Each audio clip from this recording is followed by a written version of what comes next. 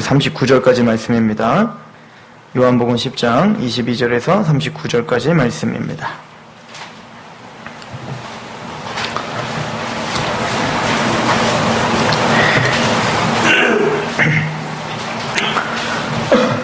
제가 봉독해 드리도록 하겠습니다.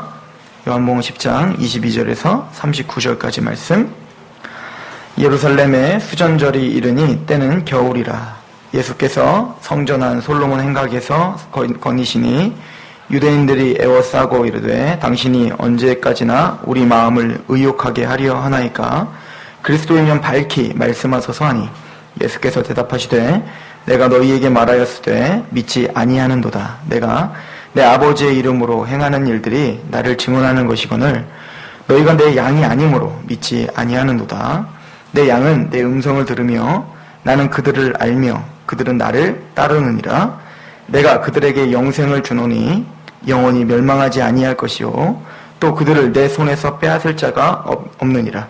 그들을 주신 내 아버지는 만물보다 크심에 아무도 아버지 손에서 빼앗을 수 없느니라.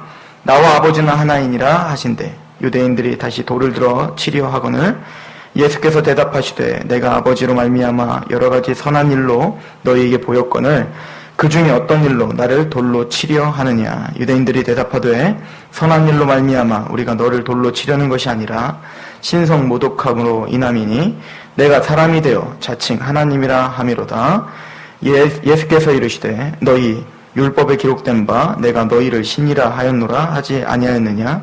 성경은 패하지 못하나니 하나님의 말씀을 받은 사람들을 신이라 하셨거든. 하물며 하나님 아버지께서 거룩하게 하사 세상에 보내신 자가 나는 하나님의 아들이라 하는 것으로 너희가 어찌 신성모독이라 하느냐. 만일 내가 내 아버지의 일을 행하지 아니하거든 나를 믿지 말려니와 내가 행하거든 나를 믿지 아니할지라도 그 일은 믿으라. 그러면 너희가 아버지께서 내 안에 계시고 내가 아버지 안에 있음을 깨달아 알리라 하시니 그들이 다시 예수를 잡고자 하였으나 그 손에서 벗어나 나가시니라. 아멘.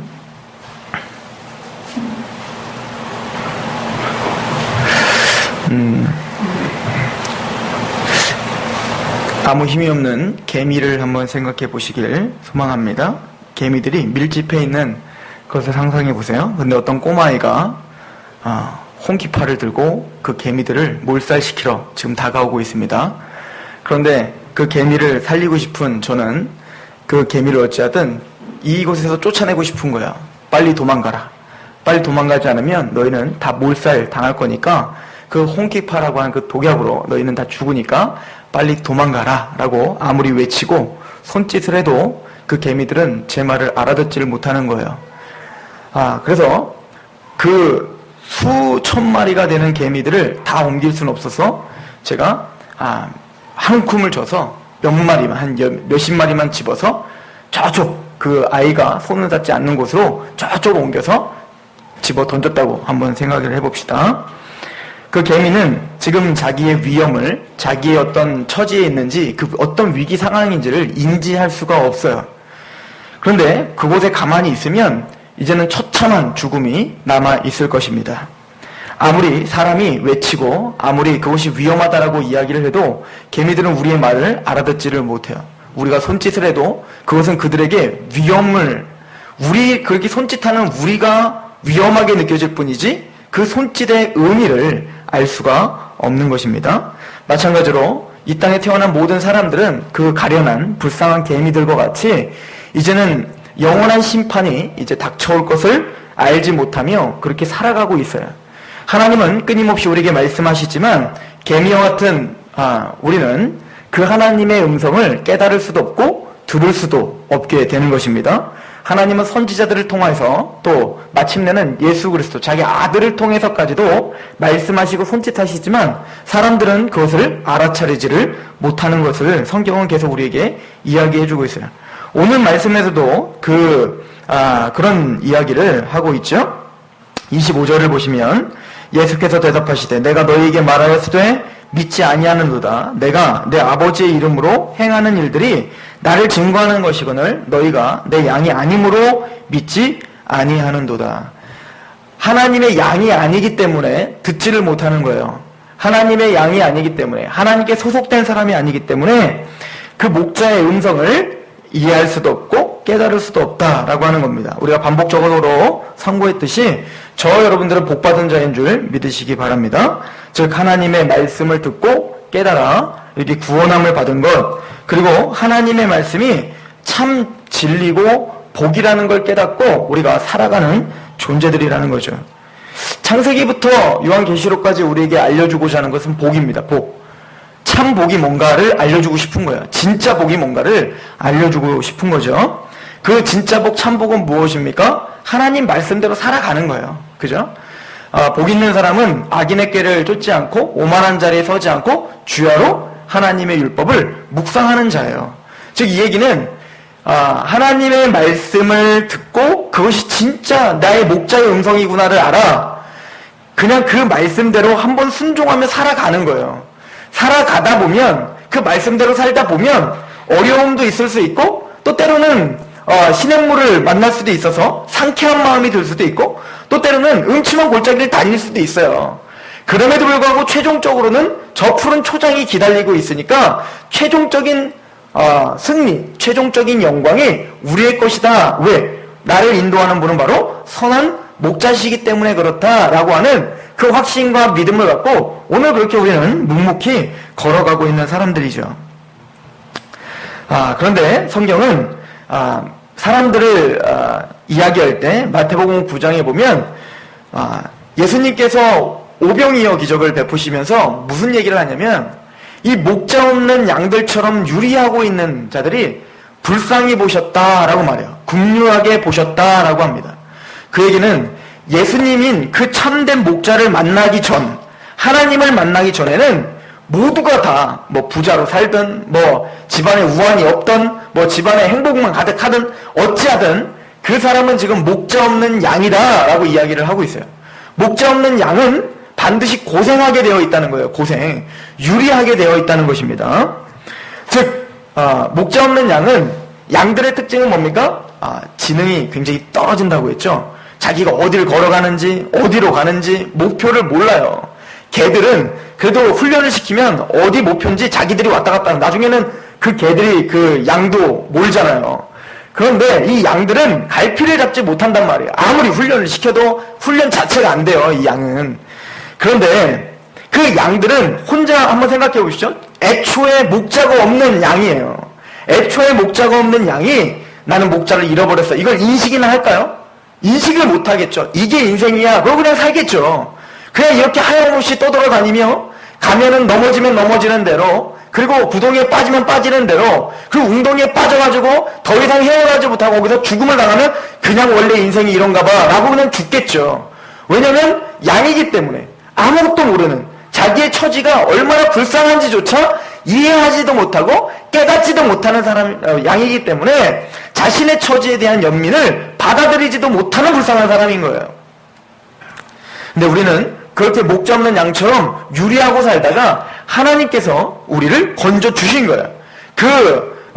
개미를 한 뭉탱이 말을 알아듣지 못하니까 주권적인 손으로 어떻게 하는 겁니까? 푹 퍼다가 안전한 자리에 옮겨주는 것처럼 그 갈피를 못 잡는 그 양인 우리를 푹 퍼다가 하나님의 주권 속에서 우리를 푹 퍼다가 뭡니까? 안전한 자리로 옮겨주고, 이제부터는 그것도 모자라 어떻게 합니까? 목자 하나를 세워주는 거예요. 이제는 너는 네 혼자 살면 얼마나 유리하고 방탕하고 네 혼자 살면 얼마나 그게 불행이고 복이 아닌지를 끊임없이 알려주는 거예요. 근데 이 양이 알아먹을까요? 그렇게 유리하고 살던 그 양이 목자가 막 설명을 해주고 이야기하면 알아먹나요? 알아먹지를 못하는 거예요. 그리고는 자기는 또 어떻게 해요? 예전에 살았던 대로 또 자기 가고 싶은 대로 계속 가려고 하는 거예요. 그럴 때 그 목자는 뭘 갖고 있습니까? 지팡이를 갖고 있어서 그 길이 아니야 라고 하고 때리기 시작하는 거예요. 때리고 올바른 길로 보내고 또 수단물 줬다가 물 나오면 물도 먹였다가 말한 사람 또 때리고, 여러 가지 방법을 통해서 마침내는 이 목자는 어디까지 인도하는 겁니까? 최종 목적지까지 인도하는 거예요. 여기에는 양의 노력, 양의 힘, 양의 어떤 지혜는 한 톨도 들어가는 게 없어요. 오직 누가 인도하는 거예요? 목자의 주권적인 긍휼과 은혜로 그렇게 인도하는 거예요. 선한 목자는 절대 길을 가다가 이 양을 데리고 가는 게 얼마나 힘들겠어요. 그죠? 이 양을 데리고 가다가 양이 자꾸 곁길로 간다고 해서 그 양을 버려버리는 목자는 선한 목자가 아닌 거예요. 끝까지 그 사람을, 그 양을 챙기고 어떻게 말하고 설득하고 먹을 것도 주고 때리기도 하고 여러 가지 방법을 통해서 마침내는 끝까지 그 길을 목적지까지 가게 하는 사람, 이게 바로 선한 목자인 거죠. 그래서 근데 바로 예수님께서 우리를 바로 그런 선한 목자로 우리에게 오셨다는 거죠. 예수님은 자기가 죽기까지 복종하시면서 우리를 완성시키겠다 이야기했어요. 거기에 우리는 할 말 없는 거예요. 나는 너를 위해서 내 목숨 바쳤다 라고 말한다면 그거에 대해서 우리가 더 이상 무슨 할 말을 할 수 있겠습니까? 목자 없는 양처럼 그렇게 유리한 사람들은 자신들이 얼마나 비참한 삶인지를 모르고 그게 복이라고 착각하면서 살아가고 있는 거예요. 그렇다면 성경은 우리에게 왜 필요한 걸까요? 하나님은 이 성경을 통해서 우리에게 야, 너희들이 그렇게 방황하며 살아가는 거 그게 행복이라고 자꾸 생각하는데 그게 더 편하다고 생각하는데 그거 행복 아니야. 그 길에서 나와. 그 길에서 나와서 내가 가르쳐주는 대로 살아. 아니 그렇게 사니까 힘들던데요? 힘들게 살아도 그게 진짜 복이야 라고 끝까지 설득하는 거, 이게 성경이에요. 그런데 우리가 실제적으로 보면 하나님의 말씀대로 우리는 살아요, 못 살아요? 못 살더라는 거예요. 이게 진짜 못 살잖아요. 순간순간 못 살아요. 아니 내가 진짜 사랑하고 있는 내 자녀들한테도 그렇게 못 살아요. 오른뺨을 때리면 왼뺨 돌려 대라는데 내 자녀들한테도 그거 못 하겠다니까요. 정말 내 사랑하는 자녀인데도 나 승질을 내게 하면, 성질 돋구면 한 대 나가는 게 쉽지 참고 그를 포용해 주는 것이 어렵단 말이에요. 하나님 너무 어려운데요? 그래? 그래도 순종이 제사보다 낫고 그 순종하는 것이 불순종보다 훨씬 더 쉬운 거야. 하나님 계속 우리에게 설득하는 거예요. 불순종하는 건 그때가 쉬운 것 같이 보이고 편한 것 같이 보이지만 그 불순종을 한 이후에 너에게 찾아오는 열매는 참담한 거야 라고 성경은 우리에게 알려주는 거예요. 그리고 지금은 무거워 보이고 지금은 하나님 말씀 가운데 살아가는 게 힘들어 보여도 그걸 순종했을 때 너에게 찾아오는 그 상쾌함이란, 그걸 순종했을 때 마침내 너에게 찾아오는 그 열매랑 네가 상상할 수 없는 오아시스고 네가 상상할 수 없는 상급이고 네가 상상할 수 없는 행복이 거기에 담겨있어를 하나님은 끊임없이 성경을 통해서 우리에게 말씀하시는 거예요. 그런데 우리는 그래도 알아먹어요, 못 알아먹어요? 못 알아먹어요. 어젠 우리가 목사님들이랑 그 수련회를 마치면서 이제 같이 이야기를 또 나눴어요. 새벽 한 3시까지 또 막 이야기를 수련회 어땠고 디스커션을 했는데 한 목사님이 이런 얘기를 하더라고요. 그 목사님이 굉장히 강직하신 목사님이에요. 말씀대로만 가르치려고 최선을 다해요. 그래서 그분이 항상 하는 얘기가 뭐냐면 신앙은 죽는 것입니다. 맨날 이런 설교, 맨날 그 설교예요. 신앙은 죽는 것입니다. 예수 믿고 구원받으면 천국 가고 기쁜 것이지만 그때부터 신앙은 죽는 것입니다. 왜냐면 바울이 그랬잖아요. 날마다 죽노라. 그래서 신앙이라는 것은 날마다 죽는 거예요. 그리고 죽을 때 나에게 참 생명이 온다는 것에 대한 확신을 갖는 겁니다. 이것이 신앙입니다. 뜬구름 잡지 마십시오. 이렇게 계속 설명을 했다는 거예요. 그런데 그렇게 하다 보니까 성도들이 떠나더라는 거예요. 한 120명 됐던 성도가 한 번 한 60명이 확 나가더라는 거예요. 목회에 갈등이 생기더라는 것입니다. 내가 이 말씀을 포기할 것인가? 아니면 나는 그래도 이 말씀을 그대로 전파하는 것이 나의 본분인 것인가? 이거에 대한 갈등이 자기 안에는 끊임없이 생기더라는 거예요. 또 재밌는 것은 차라리 좋은 게 좋은 겁니다 라고 설교하시는 목사님 교회는 부흥하더라는 거예요. 왜냐면 성도들이 편해요. 항상 복받으라고 좋은 게 좋은 거지요. 그렇게 하니까요. 그리고 이런 말을 해도 좋고 저런 말을 해도 좋고 다 은혜를 받더라는 거예요. 여기서 이상한 부흥 강사를 불러다 놓고 이상한 부흥 강사가 막 얘기를 해도 은혜 받고, 또 어디 교수님을 불러서 그건 정반대다는 정말 복음에 대해서, 복음 핵심에 대해서 설명해도 그래도 은혜를 받고. 근데 너무 재밌는 거는 자기식대로 그것들을 다 어떻게 해요? 다 해석해요. 그래서 이 말을 해도 그 말 같고 저 말을 해도 그 말 같고, 복음을 말해도 율법주의처럼 듣고 율법주의를 말해도 그냥 은혜처럼 알아갖고. 근데 대부분 성도들이 그런 성도들이 많이 있어요. 그러니까 분별력이 없는, 그냥 이것도 좋고 저것도 좋고, 그러니까 어떤 말을 해도 목사님이 실수하면 그것도 은혜고 저것도 그러고. 근데 자기가 너무 칼같이 계속 설교를 하다 보니까 자기가 설교한 거에 자기가 올무가 항상 빠지더라는 거예요. 목사님 항상 죽으라면서요. 왜 안 죽으세요? 막 이렇게 따지는 성도들도 생기고, 또 어떤 목사는 막 했더니 어떤 뭐 설교를 듣고 니는 왜 그렇게 안 하냐? 그러니까 자기가 한 말에 자기가 항상 발등을 찍힌다. 이런 얘기를 하는 거예요. 그러면서 또 하는 얘기가, 그럼에도 불구하고 내 목회 편하자고? 그럼 내가 말씀과 타협할 것인가? 뭐 이런 갈등들을 하게 되는 거예요. 맞아요. 하나님의 말씀을요, 정면으로 부딪혀서 살아가는 건 힘들어요. 여러분, 우리는 양이라고 하나님은 말해요. 우리가 이 땅을 살아가는 동안 끝까지 양이에요. 그래서 우리는 끝까지 힘들어요. 어떤 누구도 그냥 몸에 배가지고 그냥 갑자기 순종이 막 너무 쉬운 사람이 이 세상에는 아무도 없는 거예요. 하나님의 말씀은 항상 뼈를 깎는 아픔이 있는 거예요. 포기가 있다고요. 권리 포기라는 게 있단 말입니다. 희생이라는 게 있어요. 십자가를 져야 된단 말입니다. 그렇겠죠. 용서하려면 얼마나 그게 힘들어요. 나를 지금 치고 있는 사람을 용서하는 게 얼마나 힘드냐고요. 저는 근데 요번에 수련회를 주면 참 은혜를 많이 받았어요. 제가 은혜를 받았어요. 왜 은혜를 받았냐면 목사님들이 한 7, 8분들이 같이 참여를 했어요. 아이들이 별로 참여를 안 했어요. 요번에 한 40명밖에 참여를 안 했다고요. 100명 예상했는데 40명밖에 참여를 안 했는데 이 목사님들이 얼마나 헌신적인지 모르는 거예요. 우리가 관 체험을 했거든요. 유서 쓰고 관에 직접 들어가는 거예요. 근데 관을 체험하는데 그러니까 관이 없는 거예요. 원래 그 장의사한테 관을 하나 갖다 달라고 했는데 그 사람이 도망갔어요. 관을 안 갖다 주고. 그래서 어떻게 했냐면 이 목사님들이, 그럼 우리는 짜증날 수 있잖아요. 바로 내일인데 그거를 밤에는 아는 거예요. 못 갖고 온다는 것을. 그럼 막 짜증낼 수 있잖아요. 뭐 이거 어떻게 해? 그럴 수 있잖아요. 근데 야, 목사님들 대단하시더라고요. 저는 갈 길이 멀더라고요. 그분들 보니까 아무도 짜증을 안 내요. 그래? 그럼 내일 새벽에 일어나서 우리 천안까지 가서 목공소에서 짜오자. 그래서 우리 만들자. 이러는 거예요. 그래서 목공소에 가더니 진짜로 저는 이제 레크레이션 준비하느라 바빴는데 진짜로 두 분이 일어나서 어딜 가셨어요. 봤더니 천안에 가서 몇 시간, 1시간 동안 또 천안까지 가서 거기서 목공소에서 잘라다가 관에 다 짜가지고 왔더니 아침 먹고 왔더니 거기서 막 망치질 하는 거예요.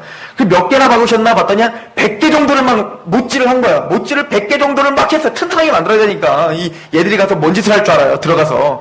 그래서 튼튼하게 막는데 거기 관리 집사님이 오신 거예요. 오셔갖고, 근데 또 그때 재정도 없었어요. 우리 재정이 노예에서 뭐 온다 안 온다 준다 못 준다 그런 것 때문에 한 150만 원 정도가 빵꾸가 나기 시작한 거예요. 적자죠. 그러니까 그거를 돈 주고 산다는 것도 지금 문제인데, 근데 누구 하나 그거를 원망을 하지 않아요. 근데 막 못질을 하고 있는데 거기 있던 거기 수르는 관리 집사님이 오셔서 뭐 하세요? 그래. 관 만들고 있습니다. 열심히 하고 있는데 우리 관 4개 있는데. 헛고생한 거죠. 생각해보세요. 얼마나 억울해요. 죽겠다고 천안까지 가갖고 그거 다 짜왔지. 없는 돈 털어가지고 그것도 돈 냈지. 그리고는 망치들도 그러면 처음 시작했을 때 말하지. 한 100몇 개를 다 받았는데, 그러니까 그것도 어떻게 해야 돼요? 못치 다 빼는 거예요. 못 다 빼갖고 이제 그 관리지사님한테 선물로 드리려고. 이거 써야 되니까. 그 뭐 다 빼갖고 드리고, 그리고는 디스커션 하는데 그 목사님이 이런 얘기를 하더라고요. 얼마나 감사해. 우리는 하나 그렇게 하려고 헌신했는데 하나님이 4개나 주셨어. 그걸 너무 행복하게 여기시는 거예요. 제가 이 얘기를 했더니 우리 아내가 나는 아직 멀었구나. 이런 얘기를 하더라고요.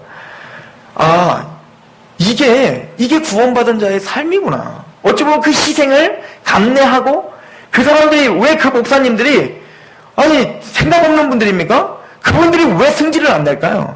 근데 그분들은 그 아이들에 대한 그 국률이 있었어요. 100명이나 온다고 했는데 40명밖에 못 와서 애들이 얼마나 그렇잖아요. 애들이 막 빡빡하게 많으면 막 뭔가 있겠구나. 우리 또 합시는 막 이렇게 막 드럼 이런 시스템들을 안 한단 말이에요. 뭐 악기 같은 거 사용 안 해요. 그러니까 우리 요번에 우리 유민자매랑 우리 영준 형제랑 셋이서 가서 이제 찬양을 인도했는데 우리 셋만 가도 막 기가 막힌 거야. 이런 최고의 시스템을 갖고 오다니. 막 이렇게. 그러니까 이 목사님들은 항상 이 아이들에게, 왜냐면 이 합신 측이 어떤 놀이문화보다는 성경을 가르치고 이런 거에만 하다 보니까 애들이 어찌 보면은 막 뭐 이렇게 좀 답답해 할 수 있잖아. 놀고 싶은 아이들한테. 그러니까 그 아이들에 대한 긍휼이 있는 거예요. 이 아이들이 얼마나 힘들까? 이 아이들이 얼마나 그것 때문에 어떻게 하면 얘네들한테 잘해줄 수 있을까? 이거에만 온 정신이 팔렸지, 나 자신을 돌아볼 수 있는 시간을 갖지는 않더라는 거예요. 그러니까 어때요? 원망이 나오지 않더라라고 하는 거죠. 그런데 우리가 항상 그렇게 살겠습니까? 그 목사님들이 집에 가서 항상 그렇게 사시겠어요? 제가 들어보니까 아니던데 뭐. 다 성질도 있고 다 그러시던데. 무슨 얘기냐면 사도 바울도 로마서 7장에 뭐라 합니까? 오라나는 공고한 사람이라고 하는 거예요. 내 마음에는 불순종의 영이 가득하다는 거예요. 내 마음 안에는 죄가 가득해서 하나님의 말씀을 순종하는 것이 쉽고 자동으로 이루어지는 게 아니라 항상 나는 날마다 주노라라고 하는 결단이 있어야 하나님의 말씀 앞에 그렇게 순복하며 살 수 있더라라고 성경은 신앙을 정리하고 있는 거예요. 그런데 하나님은 그렇게 갈짓자로 가고 있는 우리를 포기하지 않는다는 거예요. 제가 그래서 오늘 말씀을 국민의 목자 예수라고 정했어요. 그 예수님은 우리의 목자가 되어주시되 긍휼로 우리를 인도하시는 목자시다라고 성경은 이야기하고 있는 거예요. 우리가 이미 에스겔서 강해를 통해서 다윗과 같은 한 목자가 올 것이다 라고 하는 예언들을 우리가 봤어요. 에스겔서 강해에서는 한 목자가 올 건데 북이스라엘과 남유다를 통일시켜서 한 임금을 세울 거야. 그런데 뭐라고 하냐면 이제는 너희들은 내가 직접 너희의 목자가 되어줄 거야. 하나님이 직접 목자가 되어줄 거야 라고 이야기한다고요. 자, 그렇다면 우리가 한번 생각해 보시죠. 성경이 말하고 있는 거를 한번 생각해 보세요. 우리 모두는 아담이 타락한 이후에 다 우리는 뭐가 됐어요? 목자 없는 양이 돼버린 거예요. 그래서 이제 뭡니까? 험악한 길을 살아가고 있는 거예요. 그리고 그게 복인 줄 알고 살아가고 있는 거예요. 근데 지혜로우신 하나님이 보기에는 그게 복이 아니란 말이에요. 그것이 저주란 말이에요. 근데 인간들은 서로가 뭐라고 하는 거예요? 아니라는 거예요. 내 말이 맞고 내 길이 옳다라고 계속 속이면서 살아가고 있는 거예요. 그게 인생이라고 성경은 말해요. 그게 죄인인 거예요. 근데 하나님은 그게 전부가 아니야. 너는 죄가 너를 원하고 있는데 너는 그 죄를 다스려라고 해요. 네 안에 있는 욕망, 네 안에 있는 이기적임, 나만 잘 먹고 잘 살지 하라고 하는 그 모든 이기적임을 네가 좀 다스려. 그게 복이야. 그렇게 설명해도 가인은 어때요? 그걸 다스리지 못하고 아벨을 쳐 죽이는 자리에 가는 거. 이게 바로 세상이라고 이야기하고 있는 거죠. 이게 바로 목자 없는 양인 거예요. 그래서 하나님은 도대체가 깨닫지 못하는 모든 하나님의 백성들에게 이제는 목자 없는 양이 얼마나 비참한 삶을 사는지를 우리에게 보여주고자 했어요. 깨닫게 하고자 했다고요. 누구에게? 저와 여러분들에게. 그래서 선택한 민족이 누구냐면 이스라엘이에요. 이스라엘의 역사를 통해서 이스라엘의 역사는 꼭 목자가 있긴 있어요. 누구죠? 하나님이에요. 하나님이 이스라엘의 목자시거든요. 왜? 하나님이 창조하셨고 하나님이 선택하셨고 하나님이 부르셨기 때문에. 그런데 이스라엘은 살아갈 때 어떻게 살아요? 하나님을 목자로 여기지 않고 누가 목자라고 여기고 살아요? 내가 목자라고 여기고 사는 인생이란 말이에요. 그럴 때 우리는 이스라엘 백성들이 얼마나 답답해 보여요. 여러분들 출애굽기를 보세요. 신명기를 보세요. 민수기를 보세요. 아니면 사무엘 상하를 보세요. 열왕기 상하를 보세요. 얼마나 개판으로 사나. 얼마나 힘들게 사나. 하나님을 얼마나 힘들게 하고 하나님의 마음을 찢고 하나님의 분노로 사는지 성경을 우리가 보면 기가 막히잖아요. 때려도 말 안 듣고 타일러도 말 안 듣고 선지자 보내면 죽여버리고 자기 아들까지 보내도 죽여버리더라. 이게 지금 누구라는 거예요? 이스라엘이에요. 이스라엘이 누군데요? 하나님을 이긴 자, 택함 받은 자 아닙니까? 우리는 누군데요? 영적 이스라엘이잖아요. 그 얘기는 그 말 안 듣는 그 이스라엘이 누구 얘기라는 얘기예요? 나의 스토리라는 거예요. 나의 스토리. 내 인생 스토리라는 거예요. 우리는 때려도 말 안 듣고 타일러도 말 안 듣고 좋은 거 주면 좋은 거대로 말 안 듣고 우리는 그런 인생을 우리는 지금도 살아가고 있는 거예요. 양처럼. 그런데 하나님이 그 이스라엘 백성들에게 보여준 게 뭡니까? 그런데 너희들이 그렇게 불순종을 하고 살면 얼마나 그 인생이 비참하고 그 인생이 얼마나 결말이 힘든지를 보여줄게. 이스라엘이 얼마나 야단맞고 얼마나 힘든 삶을 삽니까? 그걸 우리에게 보여주는 거예요. 꼭 우리가 난로가 뜨겁다고 말하면 그거 못 알아먹는 겁니까? 꼭 만져보고 뜨겁고 대봐야 그거 안 되는 거예요. 그거는 철이 없는 사람들이잖아요. 근데 우리가 꼭 하나님이 이스라엘을 통해서 봐라 만지면 뜨겁다라고 이야기했는데 우리는 구체 어떻게 하겠다는 거예요? 만져보겠다는 거예요. 우리 그렇게 말하죠. 솔로몬이 다 헛것입니다. 다 헛되고 그러면 우린 뭐라고 합니까? 니는 다 가져갔으니까 헛되다고 이야기하지. 나도 다 가져보고 헛되다고 얘기할 거야. 하나님 솔로몬처럼 다 줘보세요. 그럼 내가 헛된 거 깨달을 테니까. 이게 우리의 마음인 거예요. 하나님의 마음은 이미 그런 걸 다 줘보고 그게 얼마나 비참한지를 솔로몬 통해서 보여줬더니 우리는 바보처럼 또 어떻게 알고 있어요? 다 줘버리니까요. 다 주면 내가 그때서야 헛된 거 깨닫고 돌이킬 테니까. 이게 우린 거야. 하나님이 얼마나 답답하시겠습니까? 그런데 이스라엘 백성들에게 보여주신 게 뭡니까? 내가 너희에게 진짜 목자를 세워줄 거야. 내가 직접 너희를 목자가 되어주마. 너희들은 그렇게 갈치 자라가고 있는 너희들에게, 이스라엘에게 내가 너희를 포기하는 게 아니야. 너희를 포기할 수 없어. 나는 너희를 어떻게 할 거야? 내가 직접 너희가 목자가 되는 날이 올 거야. 라고 이야기하죠. 그럼 뭐라고 합니까? 그 한 임금이 올 것인데 그는 바로 다윗과 같은 한 목자야. 라고 이야기했단 말입니다. 그리고는 그 다윗과 같은 목자가 바로 누굽니까? 바로 우리가 믿고 있는 예수님이신 거죠. 이사야서에 그래서 다윗과 같은 목자를 뭐라고 이야기하냐면 임마누엘이라고 말해요. 뭐라고요? 임마누엘. 하나님이 우리와 함께 계신다는 거예요. 그 임마누엘, 한 아기가 처녀에서 잉태했으니 한 아기가 낳는데 바로 임마누엘이라 라고 하고, 또 이사야서 9장에 봤더니 그 한 아기의 이름이 뭐냐면 정사를 메었고 기묘자고 모사고 그리고 뭡니까? 영조라는 아버지시며 하나님이시라고 이야기하는 거예요. 그분이 태어날 것이다. 그분이 누굽니까? 예수 그리스도. 그 목자 되시는 그 예수님이, 하나님이신 그 목자 되시는 예수님이 이 땅에 태어나셔서 말하는 거예요. 야, 내가 이 땅에서 행하려고 한 거, 내가 뭐 행했는지를 네가 알고 믿었다면 너희가 믿었을 텐데, 내가 행하는 것이 뭔지도 깨닫지 못하는 너희들은 내 양이 아니구나. 지금 그것을 이야기하고 있는 거죠. 우리 36절도 한번 보세요. 요한복음 10장 36절. 하물며 아버지께서 거룩하게 하사 세상에 보내신 자가 나는 하나님의 아들이라 하는 것으로 너희가 어찌 심성모독이라 하느냐. 만일 내가 내 아버지의 일을 행하지 아니하거든 나를 믿지 말려니와 내가 행하거든 나를 믿지 아니할지라도 그 일은 믿으라. 그러면 너희가 아버지께서 내 안에 계시고 내가 아버지 안에 있음을 깨달아 알리라 라고 이야기를 합니다.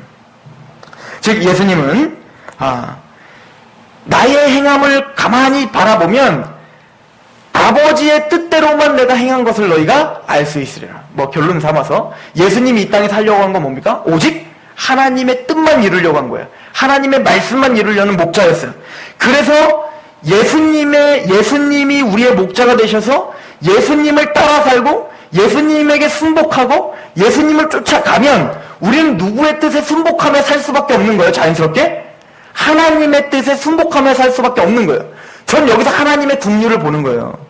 무슨 얘기냐면 하나님은 단순히 우리에게 명령을 던져놓고 안 지켰냐? 너 지금까지 이거 해놔. 그리고는 하루 종일 하나님 우리와 상관없이 있다가 해놨어 안 해놨어? 안 해놨어? 손바닥 대. 그리고 막 엄청나게 두드려 패는 그런 부모가 아니라는 거예요.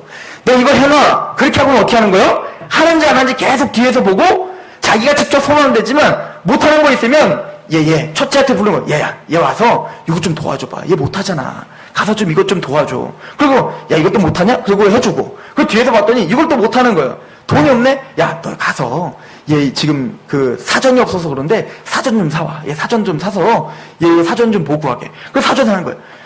이렇게 뭔가 뒤에서 계속 서포트하고 계속 책임지고, 즉 이 아이가 그것을 해낼 때까지 책임지고 그것을 서포트하고 끝까지 지켜주는 것, 이것이 하나님이 우리를 인도하시는 방법이에요. 그래서 우리에게 누굴 주신 거예요? 예수님을 보내주신 거예요. 단순히 성경이라고 니들이 알아서 찾아와가 아니라 그 말씀이시고 진리이신 예수님을 우리 마음에 주셔서 알아서 예수님만 따라서, 우리가 그렇게 지혜롭지 못한 우리가 고민해서 우리가 가는 게 아니라 예수님을 생각하고 예수님이 어떻게 살았지? 그분이 살았던 대로 그냥 걸어가기만 하면 승리의 길을 가는 그 법을 우리에게 알려주시는 국률이 많으신 하나님이심을 보여주는 거예요. 그리고 예수님은 바로 우리의 목자가 되실 때 국률이 많으신 목자로 우리에게 오셨죠. 여러분들 예수님이 이 땅에 오셔서 하신 일이 뭘까요? 첫 번째는 가르치는 거예요.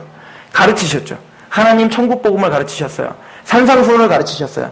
이 산상수훈과 산상수훈의 첫 번째가 뭐예요? 팔복이죠. 그 팔복은 뭘 가르치신 거냐면 구원받은 자, 이스라엘의 마음이 어떠한 것인지를 보여준 거예요. 구원받은 구원의 확신이 있는 사람들이 어떠한 마음이 있는지, 이 마음이 있는 사람이 천국을 소유한 자고 구원받은 사람이라는 거예요. 그러므로 왜 반대로 내 마음이 상하지 않은 사람, 심령이 가난하지 않은 사람은 구원 못 받은 사람인 거예요. 지금 내 마음이 하나님이 없어도 부유해요. 성경을 읽지 않아도 아무렇지도 않아요. 예수님을 따라가지 않아도, 예수님 날 만나주지 않아도, 기도하지 않아도 난 전혀 아무렇지도 않아요. 난 돈만 있으면 잘 먹고 잘 살 수 있어요. 그 사람 구원받지 못한 사람인 거예요.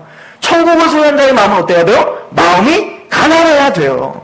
또 어떻게 해야 됩니까? 청결해야 되고 의를 사모해 의를 위해서 핍박을 받을 수 있는 사람 그렇게 해야지 라고 마음을 먹은 사람이 구원받은 사람이라는 거예요.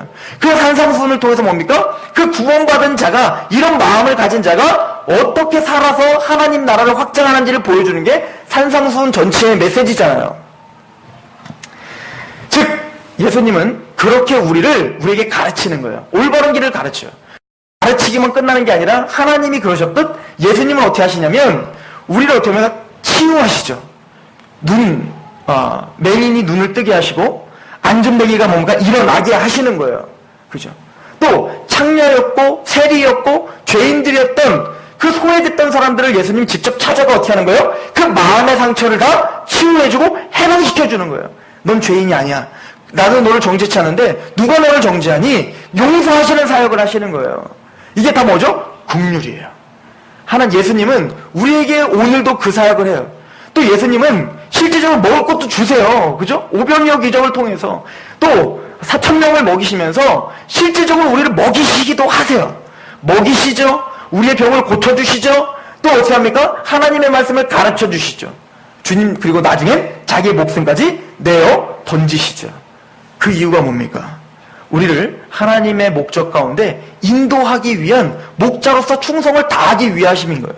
하나님은 여러분들을 택하셨어요. 그리고는 예수님이 여러분들의 목자가 이미 되셨어요. 여러분들은 버림받지 않습니다. 예수님은 여러분들을 포기하지 않아요. 오늘 말씀 봅니다. 우리 26절, 우리 27절부터 보겠습니다. 내 양은 내 음성을 들으며 나는 그들을 알며 그들은 나를 따르느니라. 내가 그들에게 영생을 주노니 영원히 멸망하지 아니할 것이요 또 그들을 내 손에서 빼앗을 자가 없느니라.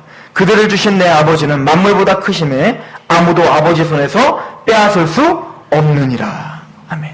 한번 구원받고 여러분들을 목자로 임명된 예수 그리스도는 여러분들을 중간에 포기하지 않으십니다. 여러분들 이스라엘 백성들을 향한 육적인 이스라엘 백성들을 향한 예언이 아직도 끝나지 않은 거 아시죠? 이스라엘 백성들이 지금은 하나님을 믿지 않고 있지만 언젠가는 하나님께 다시 돌아올 것이라고 로마서 9장 11장이 이야기하고 있어요. 그러므로 지금 육적 이스라엘 백성들의 그 예언도 지금도 여전히 유지가 되고 있고 마침내는 그것도 성취하실 하나님이세요. 마찬가지로 저와 여러분들 영적 이스라엘을 향한 하나님의 그 메시지 하나님의 약속은 반드시 이루어짐을 믿으시기 바랍니다. 여러분들은 하나님의 손아귀에서 벗어날 수가 없어요. 어떤 목사님은 이렇게까지 유명하신 목사님인데 그분이 예수님을 이렇게 표현을 하더라고요. 세계 최초 스토커는 바로 예수님이시다. 이렇게 말해요. 세계 최초 스토커는 하나님이시다. 포기하지 않는 거예요. 우리 일거수일투족을 다 찾아서 어쨌든 참견하려고 하시고 끝까지 우리가 포기하고 난 싫다고 우리는 싫다고 그래도 끝까지 난 너 좋다고 계속 따라다니고 그냥 막 예수님 싫어요 하나님 싫어요 난 내 맘대로 살 거예요 막 그렇게 막 몸부림을 쳐도 끝까지 놓지 않는 스토커 그분이 바로 하나님이시라는 거예요. 신고할 수도 없어요. 왜냐하면 그분은 만왕의 왕이시기 때문에 그렇습니다. 그 하나님의 손아귀에 잡힌 바 된 여러분들을 축하합니다. 여러분들의 인생은 절대 실패하지 않습니다. 여러분들의 인생 하나님이 가장 좋은 곳으로 채워주시는 거예요. 내가 보기엔 좋은 게 아닌 것처럼 보일 뿐이지 하나님은 저와 여러분들에게 가장 좋은 곳으로 주시는 긍휼이 많으신 아버지이십니다. 믿으십니까? 제가 한 영상을 우리 수련회에서 틀었어요. 그 영상은 아마 여러분들 보신 분도 있어요. 그 나의 등 뒤에서라고 하는 영상인데 어떤 곰이 이렇게 어린 곰이 이렇게 있는데 그 사나운 맹수가 그 곰을 쫓아가는 거예요. 쫓아가서 그 곰을 핥히고 막 했더니 곰이 이제 막 상처가 나가지고 이제는 떨어져서 막 이제 물가에도 갔다가 막 그 상처난 몸으로 막 뒹굴뒹굴 하다가 다시 그 맹수한테 잡히는 거예요. 그래서 먹으려고 하는데 그 뒤에 이제 어미곰이 으앙 하니까 이제 그 맹수가 도망가더라. 뭐 이런 얘기거든요. 근데 이제 그 내용은 원래 그건데 제가 거기서 의도받았던 거 그게 뭐냐면 그 곰이 하준이라고 한번 생각해 본 거예요. 하준이가 만약에 진짜 못된 놈들한테 그렇게 인신매매를 당하던가 그렇게 뭔가 유린을 당하던가 그렇게 한번 생각이 되더라고, 이제 아버지가 되니까. 근데 막 눈물이 나려고 하는 거예요. 뭐 그걸 은혜 받아서가 아니라 내 하준이가 막 너무 불쌍한 거예요. 너무 불쌍한 거예요. 그냥 뭐 그 실제적으로 일어난 것도 아닌데, 그렇잖아요. 여러분들 상상만 해도 막 눈물이 나잖아요. 괜히 막 눈물이 나는 거예요. 그거 보는데 막 억울하고 막, 우리 하준이 어떡하지 막 혼자 상상하고 난리를 피운 거죠. 그런데 그런 마음이 하나님이 우리에게 있다는 거예요. 예수님이 우리 인도할 때 그렇게 우리를 위해서 이끄신다는 거예요. 성령님이 말할 수 없는 탄식으로 여러분들 위해서 우신대요. 탄식하신다는 거예요. 제가 하주를 생각하면서 우는 것처럼 성령님이 오늘도 여러분들을 위해서 우신다니까요. 오늘도 여러분들을 위해서 울며 불며 하나님 앞에 가장 좋은 것 좀 주라고, 얘 인생 가운데 가장 멋진 것으로 달라고 그렇게 울면서 우리를 위해서 인도하시는 그 삼위일체 하나님이 우리의 목자시라는 거예요. 여러분들의 삶 가운데 그 목자 되심으로 위로를 받고 도전을 받으며 힘을 내는 그런 귀한 성도들이 되시길 축원합니다. 기도하겠습니다. 하나님 아버지, 우리 귀한 하나님의 백성들을 하나님 앞에 위탁합니다.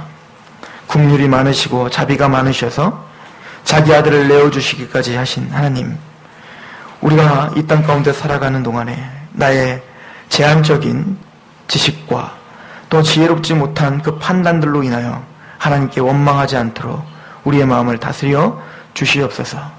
하나님의 백성답게 무슨 일을 당하든 한 템포 여유를 갖고 하나님의 말씀 앞에 주님의 음성을 들을 수 있는 그런 귀한 그 마음을 허락하여 주시옵소서. 우리를 위해서 자기 목숨을 내어주신 그 아드님께서 우리를 위해서 더 좋은 것을 우리에게 주시지 않겠습니까? 그 하나님 붙들며 오늘 인생 가운데 승리하는, 그래서 구원받은 자가 얼마나 다른지를 보여주는, 그래서 우리가 하나님께 영광을 이방 사람들이 돌리게 하는 통로로 사용될 수 있도록, 빛과 소금이 될 수 있도록 우리를 인도하여 주시옵소서. 그렇게 하실 하나님을 기대합니다. 예수님의 이름으로 감사하며 기도하옵나이다. 아멘.